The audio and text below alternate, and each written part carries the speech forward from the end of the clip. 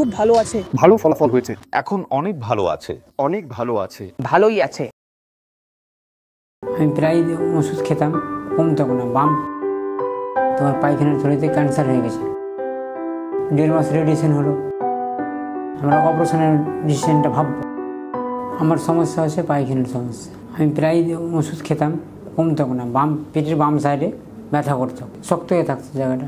Doctor দেখাতাম, ডক্টরের report করতে বলতো, রিপোর্ট করেছি, রিপোর্টে ধরা পড়তো না।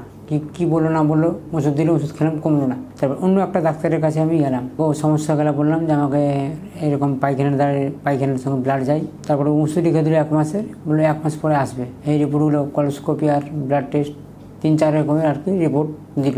1 মাস পরে রিপোর্টগুলো করে নিয়ে গেলাম। রিপোর্ট করার পরে দেখলো যে আমাকে বললো তোমার পায়খানার থলিতে ক্যান্সার হয়ে গেছে। উনি আপনার ট্রান্সফার করে দিল ক্যান্সার হসপিটালে, ওখানে দেখালাম। ওরা আবার রিপোর্ট করলো 5-6 রকম।